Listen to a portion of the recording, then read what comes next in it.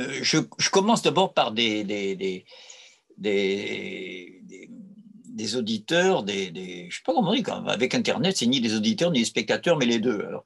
Mais je pense à Valérie Mi, que je salue si elle est là, qui nous a rejoint relativement récemment. Je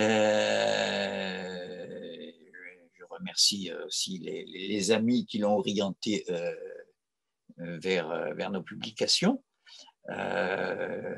Du côté de notre cher ami et camarade Christian Dubuis-Santini. Donc Valérie Mime, mais elle ne pose pas de questions, simplement elle se présente.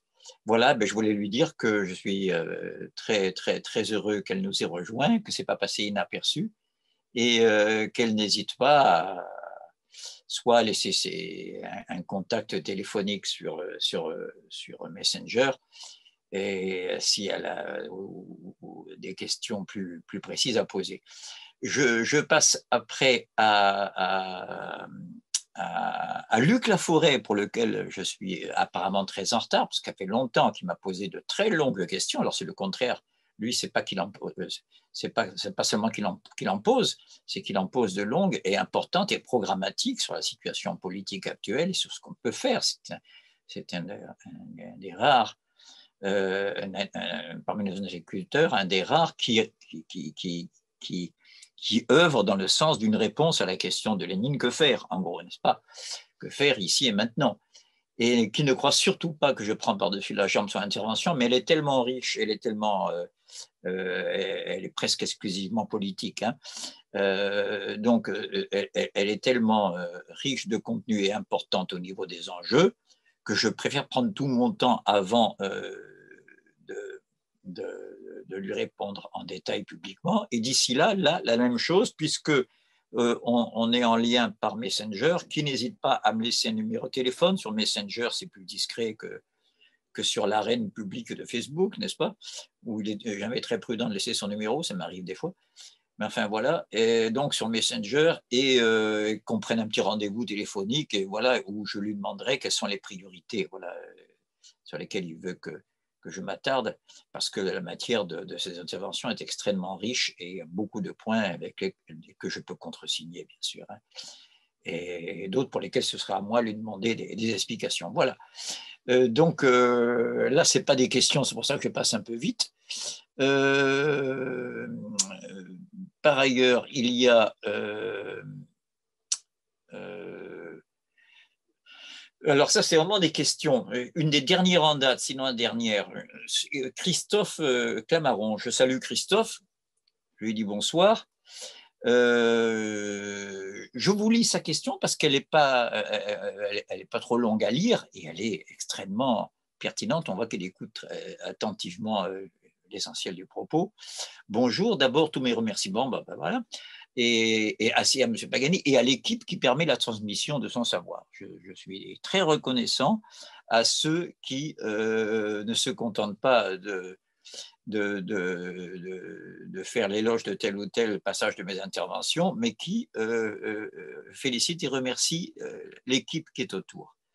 La grande finalité de l'homme serait donc d'éviter de penser à la mort. Point d'interrogation. Si oui, peut-on dire que le désir n'est que l'outil qui permet cette finalité?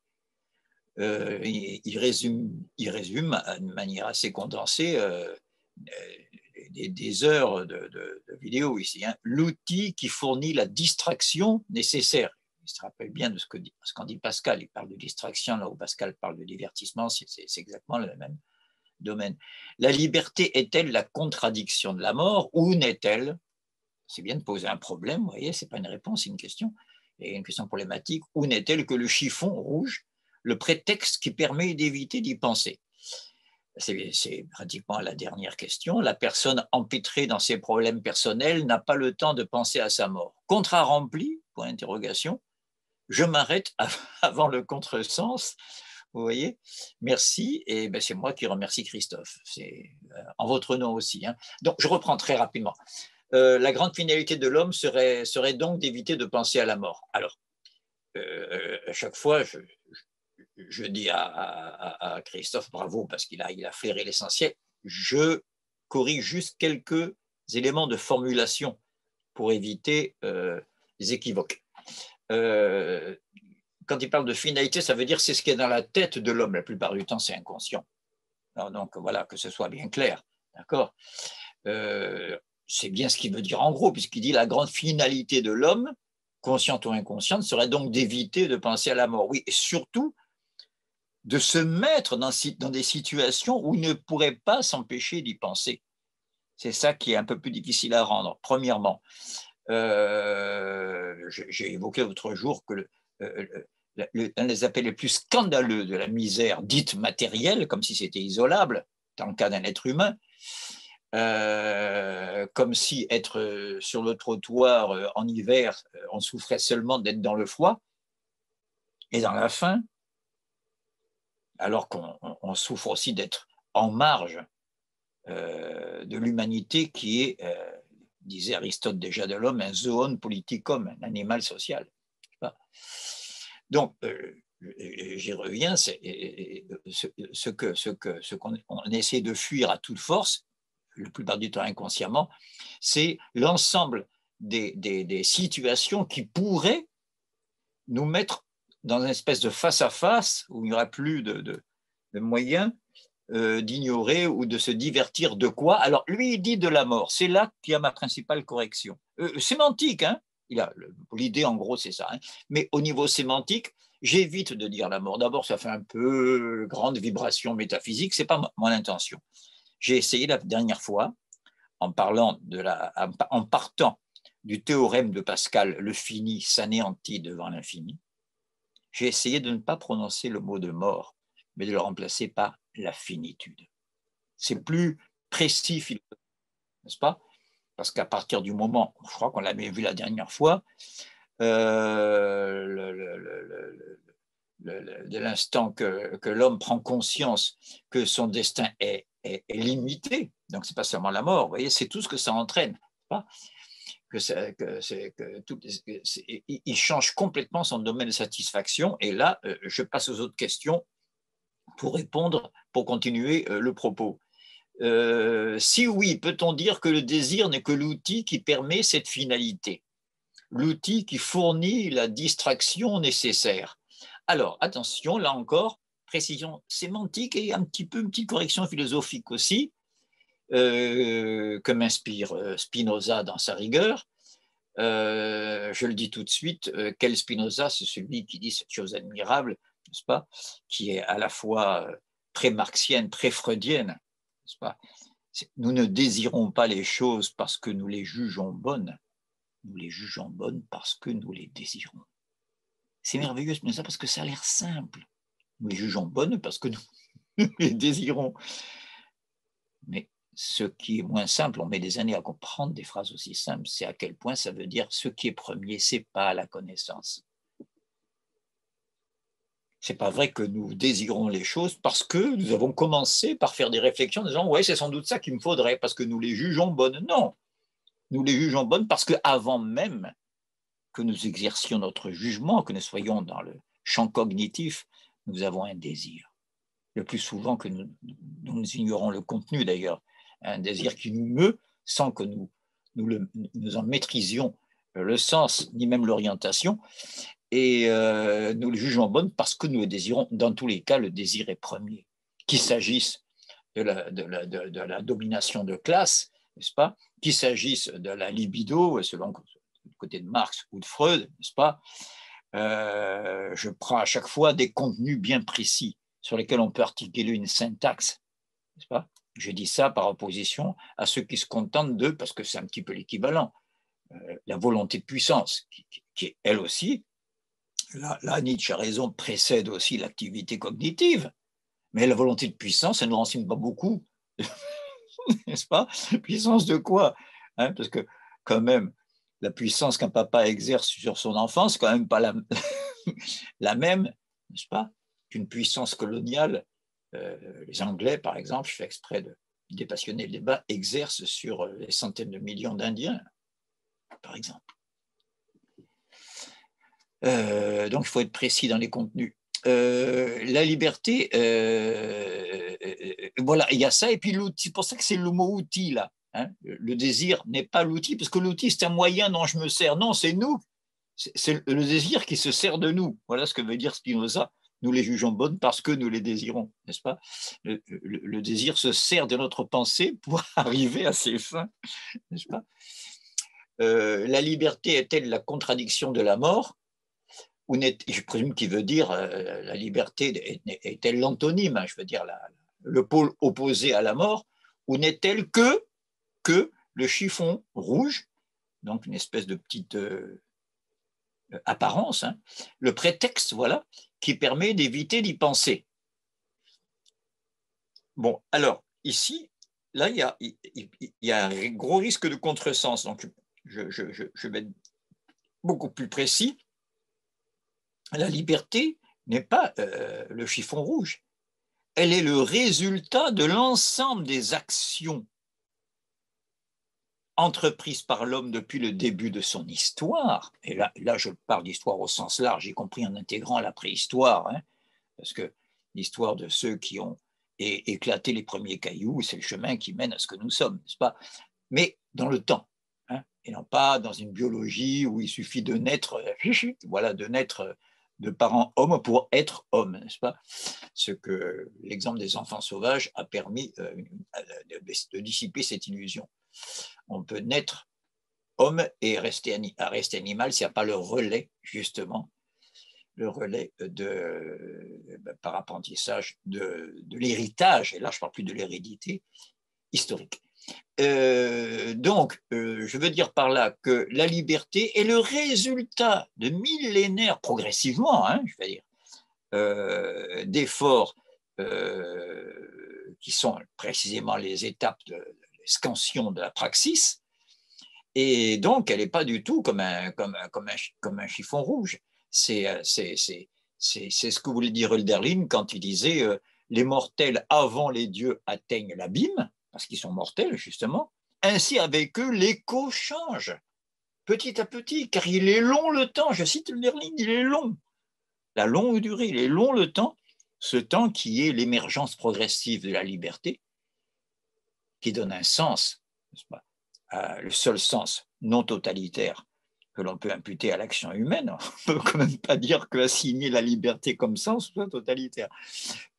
Ce serait un peu paradoxal et contradictoire. Donc, la longue durée, il est long le temps, mais il survient le vrai. Oui, voilà. Donc, ici, la liberté n'est pas un ersatz, un divertissement de plus. N'est-ce pas? Elle est rendue réelle, pas seulement possible, elle est rendue réelle par les avancées matérielles que l'homme, fuyant le tête-à-tête avec la finitude, a produit un nouveau monde qui, lui, est bien réel, qui n'est pas seulement dans la psychologie ou dans sa tête, dans une stratégie de fuite. Pas les Hollandais travaillant pour que les flots marins deviennent de nouveaux champs de céréales et de la nourriture, faute de territoire, n'est-ce pas, à cause d'un territoire exigu, n'est-ce pas, ne se contentent pas de fuir la mort. Mais leur activité est au service non pas seulement d'un besoin naturel, mais aussi d'un désir. Et c'est ce qui se retrouve, on l'a commenté la dernière fois avec les admirables extraits, n'est-ce pas, de l'esthétique de Hegel quand il parle de la peinture hollandaise et quand il dit que les aspects les plus triviaux, les plus prosaïques apparemment, un reste de vin dans un verre, avec l'éclat de ce verre, un petit reflet sur la lèvre inférieure de la jeune fille à la perle, dans la peinture de Vermeer par exemple, que tout ceci acquiert une présence presque apparemment irréelle, pas presque surnaturelle, précisément, alors qu'il n'y a rien de plus matériel que le travail que suppose cette peinture. C'est que c'est miraculeux pour un Hollandais, n'est-ce pas, qu'une table, qu'une jeune fille fasse de la couture devant une table qui est posée dans une maison qui est posée là où, quelque temps auparavant, il y avait le rugissement des flots marins. Donc, la liberté comme résultat de la praxis. La liberté est-elle la contradiction de la mort? Je viens d'y répondre. La personne empêtrée dans ses problèmes personnels n'a pas le temps de penser à sa mort. Contrat rempli, sous-entendu, est-ce que c'est justement, est-ce que c'est pas la fonction des problèmes personnels dont nous nous plaignons à tort, parce qu'ils ont quand même ce résultat positif. Je crois que je ne trahis pas l'esprit de l'excellente question que pose ici Christophe.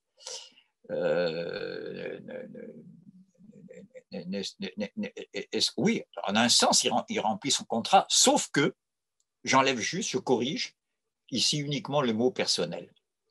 Même si l'intéressé croit que ce sont ses problèmes personnels, ce sont des problèmes humains dans la seule et unique mesure où sa personne, dans son cas particulier, est affectée par des problématiques qu'il peut partager avec chacun et chacune d'entre nous.